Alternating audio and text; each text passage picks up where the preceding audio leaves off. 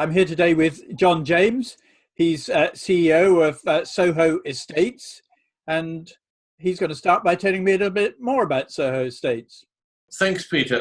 Well, Soho Estates was founded by a man called Paul Raymond, and it's a family business, family-run business. Paul started famously the Raymond Review Bar way back in Soho in 1958. And I remember he told me in those days he had enough money to last 6 weeks. And the acorn of that enterprise is the very thing that we see as Soho Estates today. And he then went into publishing, and he published magazines that not a lot of people ever talk about buying. And eventually he invested in the area in which he frequented, which was Soho. And he most famously said he would never buy anything he couldn't walk to. And we were in the Windmill Theatre at that time, and so that was quite fortunate we were there. Although later on we owned things in Kings Road, we owned things in Chelsea, we owned stuff in Hampstead, but eventually we really just specialised in the core of Soho. And what Paul did as an investment vehicle is buy as and when it was available to be bought in Soho. So it wasn't a strategy that you would put together blocks for development purposes. You just bought for investment reasons. And so what you ended up with, and when Paul died in 2008, was, Paul's inheritors are my children, my two daughters, and now one's got two daughters, one's got one daughter. So this is a generational company which is going on. So my short-term view is 50 years, which is extremely relevant to today's problems because they will be over and we will be looking back at them, but today they're very extreme. But so what we ended up with when we looked at what Soho Estates really was we've got these lovely buildings in Soho, which is the most dynamic area of London, central London, the entertainment district, the area where eat, drink and be merry is the maxim for most. But the properties were really rather run down and dilapidated, and Paul had a very old-fashioned view on landlord behaviour. And I might say to him, we need to spend some money on this property. It needs to be paid. And his answer would be, have they paid the rent? I'd say yes, and he'd say, well, leave it alone. Don't do anything. And so when he died, Peter Bill quoted a good expression of where we were at that point. He said, "You will have enough work, John, polishing the family silver." And that's just bringing everything back into repair, renew, and replace. And we had a lot of tenants who, they wouldn't have known a delapse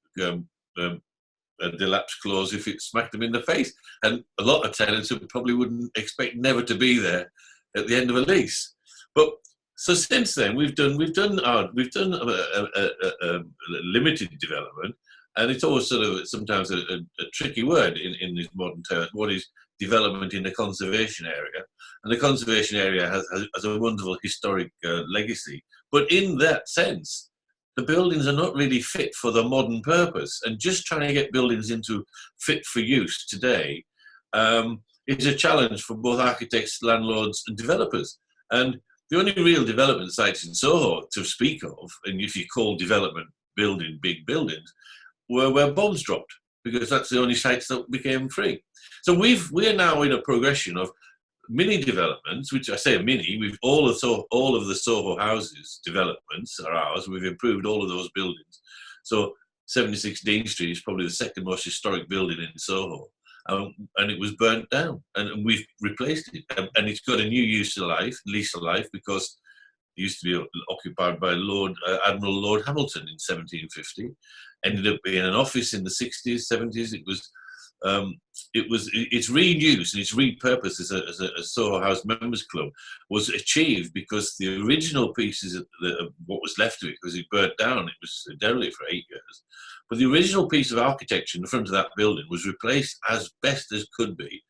And why we had a success was because all the modern equipment, all the air handling units, all the things that are needed to maintain a business like that went in the back of the building in an old Mews building that was post-war. So it was no real consequence. So we managed to stitch the history and the functionality together to come up with the solution. And, that is a constant challenge in Soho.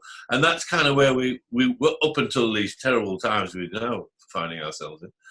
That's been our progress. And the biggest thing we've ever done is the new construction on the old Foyles bookshop in Charing Cross Road, which is in the centre of the urban regeneration of Crossrail, whenever that might arrive. And there we've got a building that will be 350,000 square feet. It is a massive step forward for us, and in the middle of a pandemic where we've had the site had to close for a bit.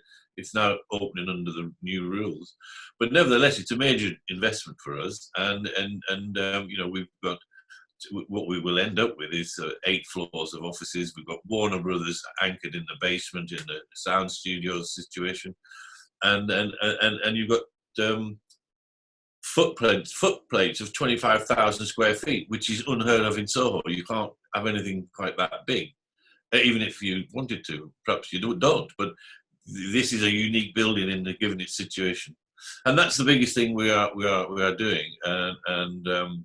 The rest of our projects are really repair, renew, replace.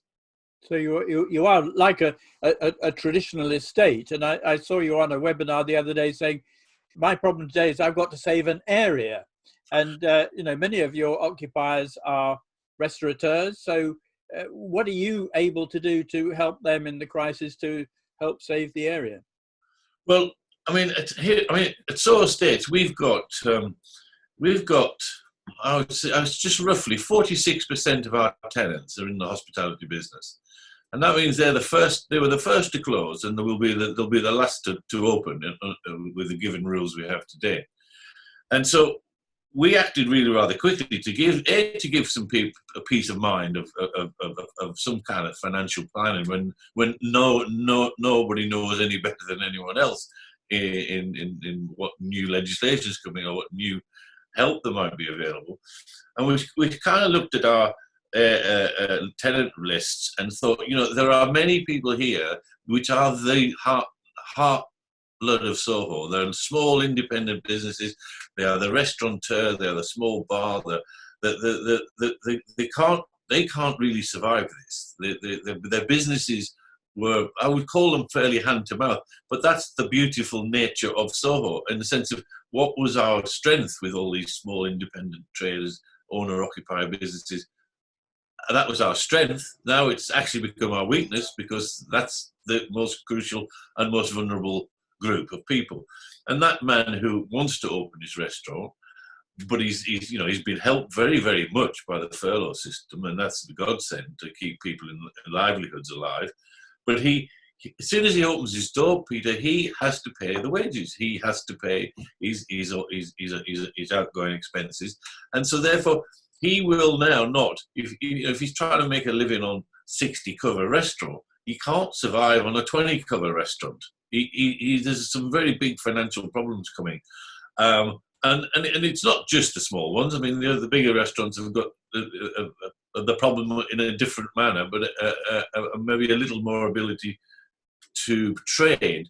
But as we speak today, in the middle of May, we are not able to trade. No restaurants are able to trade in Soho. Soho is a boarded up town, and what we've done with a lot of our tenants, we've discussed financially with them. We've done a rent deferral for the March quarter, which is obviously long gone.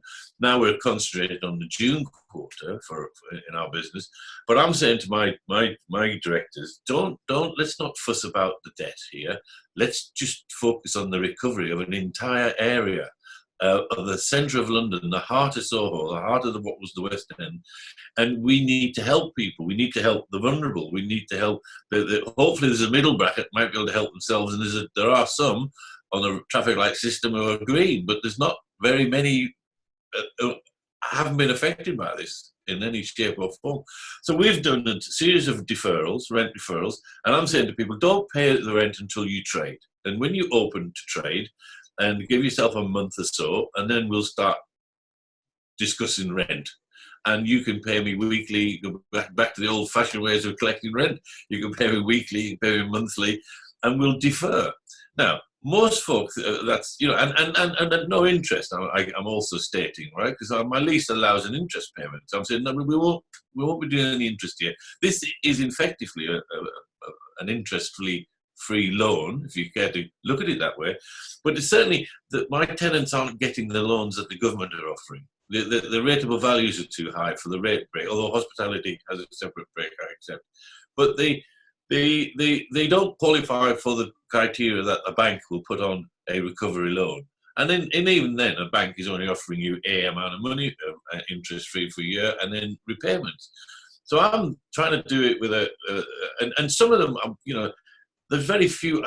If I give rent free to everybody, then basically I'm bust. You know, we have our own operational costs. We have covenants. We have banking covenants, and we have interest payments. And you know, I quoted it as being a pass the parcel, and this parcel is being really quickly passed to landlords. And landlords think, well, where do I pass this parcel to? Nobody's giving. If I've got covenants to have to live with, and obviously banking interest, and luckily we aren't too badly off in our borrowing. We're quite moderate. But you know, I know of other pub companies which they've got, if they're 50% geared, they are in danger of going, and in danger of. If you think the whole property world is going to shake itself out by equally the way the rest of the world's shaking itself out, then there will be some major bankruptcies coming, I reckon, in not too far distant either. But I can't see how the landlord can say, well, you know, that you accept all of this rent free. It's quite a big ask that we underwrite the government's assistance to business by the landlord. Although the landlord, you know, is an easy target. He's not. He doesn't get a good rap. He's always there for historic reasons to get to be, you know, to be criticised as fat cats and call it what you like over the years. But in this case, as much as I'm trying to do what I'm trying to do, I can't shoulder the entire rent-free burden myself, because I would be. Well, we can't. We wouldn't be here. I mean, that's as frank as it is. But can you tell me, there's a little story about Nick Jones, which I think another recession, which... Well, yes, I mean, Peter, I mean, somebody asked me about what, you know, I was on a web forum with Davis Coffin Lyons, and there's a lot of people listening to that who are in the industry, because that's what it was about, for hospitality operators. And they were basically saying, you know, it's going to have to change the relationship between a landlord and tenant in a lease, as we know today, upward-only lease. So this is a historic and archaic kind of piece of legislation, that, right? And landlords have always, you know, basically they've got that facility, and why would they change it unless they had to? But in truth, they were saying, why would you? You know, you need to look at how you want to react with your tenants, and a lot of the tenants I've been talking to they offer a kind of a turnover-based system. Well, I don't really want to do that, Peter, because I don't want to be part of their business. I want to be a landlord, and I want them to be an entrepreneurial businessman. I want them to come to me with an idea and them to pursue that idea. And I don't want to be counting their till all the time. And or if you did that, and I'd be frightened of missing the man who hasn't got the covenant, who hasn't got the thing that the bank would accept. And you refer to Nick Jones. When in the recession that was called 1989-90, I met Nick Jones in 1990, and we had a building in Old Compton Street, and this story was presented when somebody said, "How would you change the functionality of a lease, or how you deal with your tenant?" And I said, "Well, this is what we did."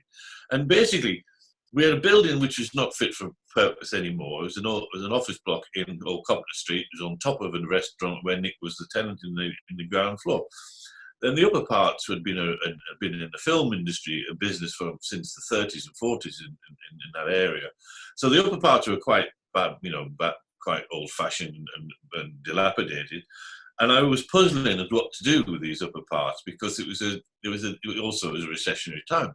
And you thought to yourself, well, you don't want to make flats, because the flats on top of restaurants aren't the best solution. And it was a bit of a puzzle what to do with it. But anyway, Nick came along and he said, "I've got this great idea for this members club, a bit like just what you know of as gentlemen's clubs and the old-fashioned members clubs, but as this new modern trendy thing." and we would like to do it in the upper parts of this building. And we discussed it at length, and eventually it came to the to pay the bill, if you like. And Nick, basically, his backers had fallen out of bed, so he did not have the finances to proceed. But here was a really good idea, and he was a young man who, he was not the internationally successful Nick Jones I know today. He's a young man sat across the desk from me, telling me his dreams, and me thinking, look, this sounds all right. But, so I had to persuade Paul Raymond to do it. And the involvement with Paul was basically, he said, I said, look, this building, it's going to cost us about £1.5 million to develop the upper parts of this building. But the advantage to us is we will get a licensed premises on 4 floors, or 5 floors now, which we didn't have before. And if this man fails or succeeds, it doesn't really matter. We'll get it back, right? And I said, but it's £1.5 million, and we need to finance it because his backers have fallen out. And Paul saw the sense in it, so we did. So, but basically, what I did to price it, I said, right, Nick, here we go. It's 40 quid a foot for this old building, £40 a foot. But we're going to put £1.5 million in ourselves. So it's not in your P&L, it's not in your balance sheet. We'll do, but you will pay us an interest payment on that money, and then as and when the money and the ground rent, shall we call it, but the floor rent, when those two sums ever meet, we'll just call it rent. Because we don't really want to own everything in your building. I don't want to be responsible for your kitchen cooker and the things that we own, but the least care with the thing about that fat of everything that was in it, right? And because that was not the point of this. The point of this was to get this thing up and running. And that's the kind of like, and Nick Jones becomes Soho House, because we've developed 4 of them now, and so in all that block and Dean Street and the Townhouse, and we've developed all of them. As Nick and I, as a kind of similar kind of deal. But what it meant was that I could get a young idea into a building where I needed a young idea. And if you get too involved with the turnover rents and things like that, I think you probably get too hung up on covenants, and those people wouldn't happen. I mean, we've had, he's not the only one we've had. Nick is the most successful because now he's an international brand. But there's 1 or 2 Soho personalities fit that bill, and they don't. That's what you have to be fearful of losing, in my view. Absolutely. Well, tell me a bit about your ideas for the Soho Summer Festival, and could that idea of closing some streets to traffic in Soho become a permanent part of the? I think this came about in discussion, Peter. One of my tenants kind of talked about it, and I thought, look, I think this if we are going to, when you look at the Soho streets today, which are boarded up, and you think if we're going to do anything here to save people's business, to save their livelihoods, to keep people employed, then we need to try to do the best we can to reopen Soho. And yet we know that it specialises in the very thing that's difficult to open, called hospitality and social distancing. But in the sense of, rather than talk about it, we need to be positively doing something about it, is the difference between an entrepreneurial businessman and a politician, right? We have to deal in verbs, to do, not in adjectives, how to describe how you do, right? So I just wrote to all the tenants. I said, look, what do you think would be a good idea if we, I am in a con call with lots of other stakeholder landlords into Westminster City Council every fortnight, straight to Rachel and Stuart, right, the leader and the chief executive of Westminster. And there's 8 of us on this call, and they're all the normal stakeholders that you would know and respect, the Crown and Grosvenor and British Land, but I would class the more responsible landlords, if you care, because they're stakeholder landlords. Not that all landlords should be upset by that, by the way. But one of the things you straight into this call of how to manage recovery. That's the important thing. How do we manage the recovery? And you say, well, look, one thing we could easily do is just shut the streets, Old Compton Street, both ends of Old Compton Street, to traffic, Frith Street and Dean Street. There's so many restaurants are in those 3 streets that they could just come out in this weather we've got like right now. They could just flow into the street. The deliveries in Soho could be over and done with by 9, 10 o'clock. That's not a problem. It's normally that way anyway. and then you just shut the streets, and then everybody then you can walk and you can cycle perhaps, but you certainly no cars. And if you just say to everybody, just you will come up against a problem, but this is the long-term problem of pedestrianisation is not what today's problem. Today's problem is the showing of willing to reopen an entire area and quickly and easily, and that's the quickest and easiest way to do it, really.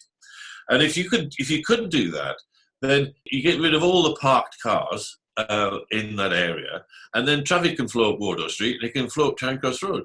Because normally when you look at Wardour Street, it's just one line of parked cars all the way up, right? And then you think you could easily keep the traffic flow on the outside and emergency access and all the things that have to come with trying to do this, which I accept. But it's just a question of embracing the idea and deciding this is what we must do something, and this is the first step of something we can do. And so, I mean, Westminster are very receptive to this. They are very receptive to any kind of recovery, as they're quick to remind, and they're absolutely right.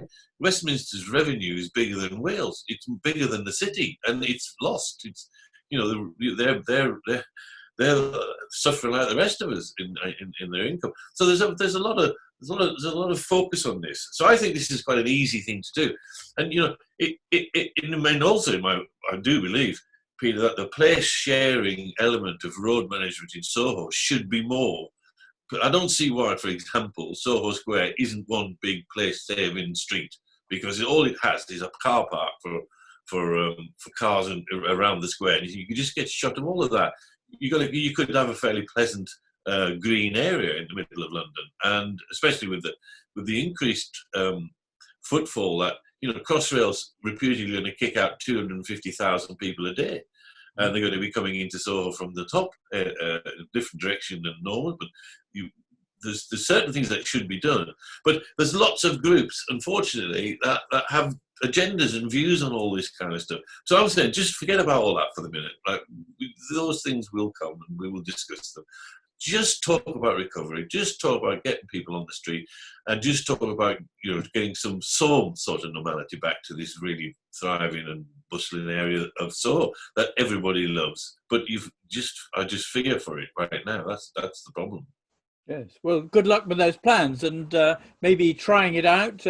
They can become permanent to stop Soho just being a through traffic rat run for white vans, which seems to be a lot of the case most days I'm there. So, John James, thank you very much for your comments. It's been very interesting talking to you. Thank you, Peter. Thank you very much.